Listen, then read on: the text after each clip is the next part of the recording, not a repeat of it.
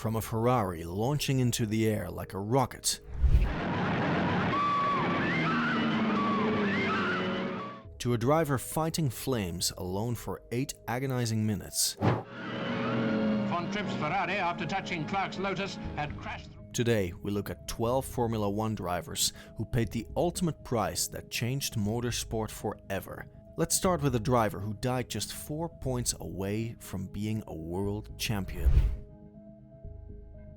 Vulcan Fontris was a German count, actual nobility, racing for Ferrari in the golden age of the sport.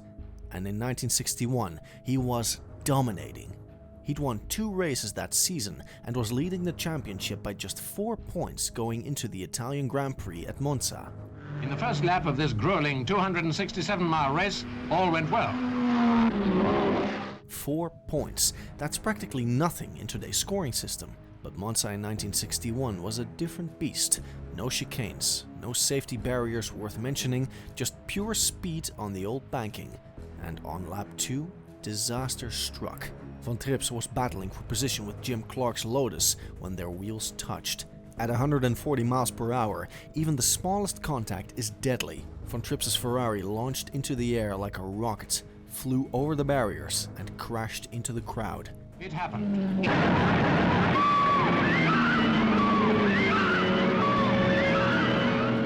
15 spectators died along with Fontris himself.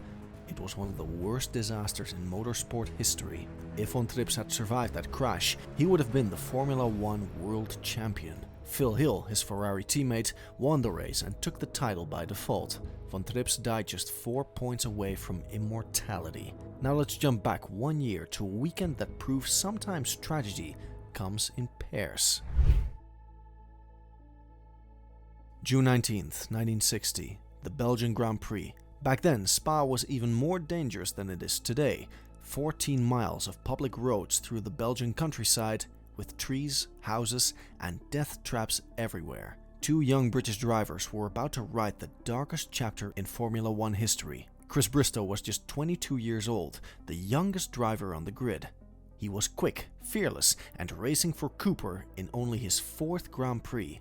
On lap 25, while battling for 6th place with local hero Williamson, Bristo's car left the road at the high-speed Burnville corner. What happened next was horrific. His Cooper hit an embankment, launched into the air, and Bristo was decapitated by a wire fence. He died instantly. At 22, he remains the youngest ever driver to die during a WC event. But the nightmare wasn't over. Just 2 laps later on the same stretch of track, Alan Stacy met his fate. Some spectators, as well as his own mechanics, believed he was struck by a bird, knocking him unconscious seconds before the accident. His Lotus veered off the track, crashed, and burst into flames. Here's what makes Stacy's story even more incredible. Stacy raced with an artificial lower right leg, having lost it in a motorcycle accident at the age of 17. This guy was racing Formula 1 cars with one real leg. Fast forward to 1973, and we come to perhaps the most heartbreaking story of all. Roger Williamson was living the dream. He was just 25 years old, a rising star from Britain who's dominated in lower formulas. He'd won races, broken records, and caught the attention of F1 teams. The 1973 Dutch Grand Prix at Zandvoort was supposed to be his moment to shine. Which was when the drama happened during the 8th lap. It was only the 2nd F1 race of his career. On lap 8 at the high-speed S's, disaster struck. A suspected tire failure at the high-speed S's near the Tunnel Oost caused his car to flip upside down and catch fire. But here's where the story gets tragic and heroic. David Purley, a fellow British driver, saw the crash and did something incredible. He stopped his own car, jumped out, and tried desperately to save Williamson. For 8 minutes, Purley fought the flames with a tiny handheld fire extinguisher, trying to flip the burning car over by himself. The other drivers kept racing. The marshals were nowhere to be found. Purley was alone in his battle to save his friend's life. With the race still on, it took some 8 minutes for a fire truck to completely travel around the circuit with the flow of the race traffic. By the time the car was eventually righted and the fires extinguished, Williamson had died of asphyxiation. 8 minutes. That's how long it took for proper help to arrive. In those 8 minutes, a promising young driver burned to death while his friend desperately tried to save him. The footage of David Purley fighting those flames alone is one of the most haunting images in motorsport history. His heroism was incredible, but it couldn't save Roger Williamson. Now, let's talk about raw talent cut short at its peak. Francoise See was everything Formula One wanted in a star. He was French, devastatingly handsome, incredibly fast, and had that special charisma that made fans fall in love with the sport. Racing alongside Jackie Stewart at Tyrrell, See was being groomed as the next world champion.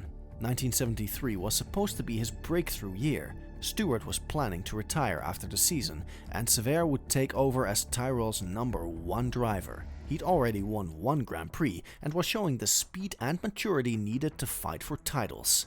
Then came Watkins Glen. On 6 October 1973, the French driver Francoise See was killed during qualifying for the USA Grand Prix at Watkins Glen. He was pushing for pole position, something he'd never achieved, when tragedy struck at the notorious SS section. See was slightly out of position going into the SS and got a bump from the curbs, which unsettled the car enough to send it swerving across the track. It touched the safety barriers, spun and then crashed heavily on the other side of the track. The crash was catastrophic. See died instantly, his championship dreams dying with him. Jackie Stewart was so devastated that he withdrew from the race and retired immediately. The planned handover would never happen. Moving into the late 70s, we meet a driver whose death was as shocking as it was bizarre. Tom Pryce was a gentle giant from Wales. At 6'1" and softly spoken, he didn't fit the typical image of a racing driver.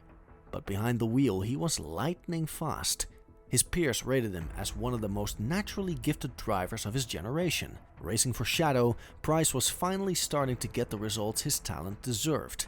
He'd finished on the podium and was being courted by top teams. 1977 looked like it could be his breakthrough year. Then came the South African Grand Prix at Kyalami. During the race, Renzo Zorzi's car caught fire and stopped on the far side of the track. 2 marshals ran across the track to help him, a routine procedure back then.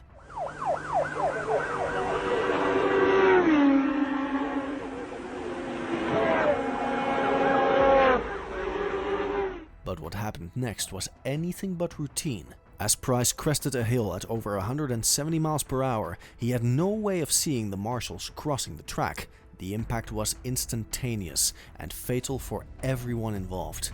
The marshal was killed instantly. But here's the shocking part. His fire extinguisher flew through the air and hit Pryce in the head, killing him instantly too. The Shadow continued at full speed, crossed the track unmanned, and came to rest against the barriers. It was one of the most freak accidents in motorsport history. 2 men died in a split second, and there was nothing anyone could have done to prevent it. Let's jump ahead to 1982 and talk about perhaps the most beloved driver in Formula One history. Gilles Villeneuve wasn't just fast, he was spectacular. The Canadian drove like a man possessed, wrestling his Ferrari through impossible situations with a style that left fans breathless. He never won a championship, but he didn't need to. He was already a legend. But 1982 was a tough year for Gilles. His relationship with teammate Didier Pironi had soured after a controversial team order situation at San Marino. Villeneuve felt betrayed, and it was eating him alive. Going into qualifying for the Belgian Grand Prix at Zolder, Villeneuve was desperate to prove a point. He needed pole position, needed to show that he was still the fastest man alive. On his final qualifying run, pushing his Ferrari to the absolute limit, Villeneuve caught up to Jochen Maas's slower march. What happened next was over in seconds. The Ferrari hit the back of the march at nearly 200 miles per hour. Villeneuve's car launched into the air, flipped repeatedly, and disintegrated. Gilles was thrown from the wreckage, his body broken. He died that evening in the hospital, just 32 years old. The entire F1 paddock was devastated. Villeneuve was the people's champion, the driver other drivers looked up to. His funeral in Quebec drew hundreds of thousands of mourners. His son Jacques would later win the world championship that had always eluded his father, but nothing could fill the void left by Gilles Villeneuve. Moving to 1982, we encounter a tragedy that happened before the race even properly began. Ricardo Palti was living every young driver's dream. He was just 23 years old, Italian, and had made it into Formula 1 with the Osella team. The Canadian Grand Prix was only his second Formula 1 race, and he was determined to make an impression. But sometimes dreams turn into nightmares in the blink of an eye. At the start of the race, Didier Pironi's Ferrari stalled on the grid. The other drivers swerved to avoid him, but Palti, starting from the back, couldn't see the stationary car until it was too late. His Osella slammed into the back of Pironi's Ferrari at full racing speed. The impact was enormous. Paleti's car burst into flames instantly, with the young Italian trapped inside. His death marked the first Formula 1 race weekend fatality since the 1982 Canadian Grand Prix, where Ricardo Palti was killed. Actually, that's incorrect in the source. Palti was the 1982 Canadian Grand Prix fatality. The rescue effort was desperate but ultimately futile. By the time the flames were extinguished and Palti was extracted from the wreckage, it was too late. He died from his injuries, his F1 career lasting just 2 races. Now we come to 1994, the blackest weekend in modern Formula 1 history. But before we talk about Senna, we need to remember the man who died first. Roland Ratzenburgger was 33 years old and finally living his dream. After years of struggling in lower formulas, the Austrian had made it to Formula 1 with the tiny Simtek team. He wasn't expected to challenge for victories, but he was determined to prove he belonged. During qualifying for the San Marino Grand Prix at Imola, Ratzenburgger was pushing his Simtek to its limits when disaster struck at the high-speed Villeneuve corner. During qualifying for the San Marino Grand Prix at Imola, Ratzenburgger died as the result of a basilar skull fracture sustained in an accident at Villeneuve Curva, colliding with a concrete wall at 180 miles per hour in a Simtek S941. He was the first fatality in the Formula 1 World Championship for 12 years. The sport had started to believe that fatal accidents were a thing of the past. Ratzenburger's death sent shockwaves through the paddock. Many drivers, including Ayrton Senna, were visibly shaken. The Brazilian 3-time world champion was seen crying and talking about retiring from the sport. And now we come to the man who changed Formula 1 forever. Ayrton Senna was a force of nature. 3-time world champion, 41 Grand Prix wins, and widely considered the greatest qualifier in F1 history. He was Brazil's national hero, a man who transcended sport. But May 1st, 1994 started as one of the darkest days in his life. He'd witnessed Roland Ratzenburger's fatal crash the day before and was deeply affected. He talked about forming a driver safety group, about making the sport safer. Some say he was even considering retirement. As the race began, more chaos erupted. A massive start line accident sent debris flying into the crowd, injuring several spectators. The safety car was deployed and Senna, leading from pole position, was visibly frustrated by the slow pace. When the safety car finally pulled in on lap 6, Senna was in his element. He was pulling away from the field, showing the pace that had made him a legend. But at the high-speed Tamburello corner, something went wrong with his Williams. The car veered off the track at nearly 200 miles per hour and hit the concrete wall. A piece of suspension pierced Senna's helmet, and the 3-time world champion was gone. Senna was just 34 years old, still in his prime, still hungry for more victories. His death marked the end of an era and the beginning of a safety revolution that continues today. Fast forward 20 years and Formula 1 had become incredibly safe. Drivers walked away from crashes that would have been fatal in earlier eras. The sport had almost forgotten what it was like to lose a driver, but then came Suzuka 2014. Jules Bianchi was France's greatest hope for the future. Racing for the tiny Marussia team, he was showing flashes of brilliance that had caught the attention of Ferrari. He'd even scored the team's first and only point with a stunning 9th place finish at Monaco. The Japanese Grand Prix was run in terrible conditions. Heavy rain had been falling all day, and several drivers had already crashed. Adrian Sutil had gone off at the same corner where Bianchi would meet his fate, and a recovery vehicle was on track to remove the German's car.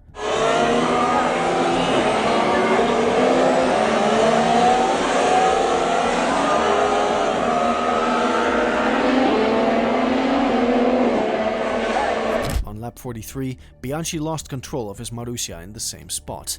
but instead of hitting the barriers, his car went under the recovery crane at high speed. The impact was devastating. Oh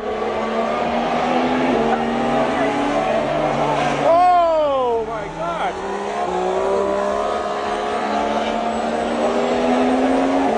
Bianchi suffered severe head injuries and was in coma for 9 months before passing away in July 2015. He was just 25 years old, a rising star whose potential would never be fulfilled. Bianchi was the first F1 driver to die from racing injuries since Senna, and his death was a stark reminder that despite all the safety improvements, Formula 1 would always carry risks. And finally, let's return to a familiar face, a man we talked about earlier for very different reasons. Remember Gilles Villeneuve's teammate? The man who caused that fatal rift between them? Didier Pironi's story is one of triumph, tragedy, and a championship that slipped through his fingers in the most brutal way possible. Pironi was leading the 1982 World Drivers' Championship when disaster struck during qualifying for the German Grand Prix. He was the man of the moment, having controversially won the San Marino Grand Prix that destroyed his friendship with Villeneuve. The 1982 season was chaos. Multiple drivers were getting killed or injured, and the championship was wide open. Pironi had seized his chance, winning races and building a points lead that looked unbeatable. Then came Hockenheim. During qualifying in absolutely terrible conditions, the kind of weather that should have stopped the session, Pironi was pushing his Ferrari 126C2 to its limits. A huge practice crash left him with serious leg injuries, which invalidated him out of the sport. The crash was devastating. Pironi had shattered his legs and sadly his career in Formula 1. The man who was about to become world champion watched helplessly as Keke Rosberg overtook him in the standings. But Pironi's story doesn't end there. After his racing career ended, he found a new passion in powerboat racing. And for a while, it looked like he found peace. Only 5 years later and a change of career, Didier sat in a Colibri, a carbon-fired powerboat designed for speed and performance. Then came August 23rd, 1987. Pironi lost his life in a powerboat accident while taking part in the Needles Trophy race around the Isle of Wight when his boat hit the wash of an oil tanker, corkscrewing into the air before slamming into the water. Pironi and 2 colleagues were killed instantly. He was just 35 years old. France wept for a sporting hero. The man who should have been the 1982 Formula 1 world champion died chasing speed in a different sport, the guilt of his feud with Villeneuve still haunting him. His story reminds us that for some drivers, the need for speed never truly goes away. These 12 drivers represent the ultimate sacrifice in pursuit of speed. They were sons, fathers, brothers, and friends. They had dreams, ambitions, and so much more to give the world. But they chose to risk everything for the sport they loved, and sometimes that choice cost them their lives. Their names are etched in Formula 1 history, not just as cautionary tales, but as reminders of the human cost of this incredible sport. They raced in an era when death was just part of the game. They accepted risks that would terrify today's drivers. And their courage, their sacrifice, and their passion helped create the much safer Formula 1 we know and love today. Formula 1 will always be dangerous. That's part of what makes it so compelling. But thanks to these men and the lessons learned from their tragedies, today's drivers can push the limits with much less risk of paying the ultimate price. In the end, that might be the greatest victory of all.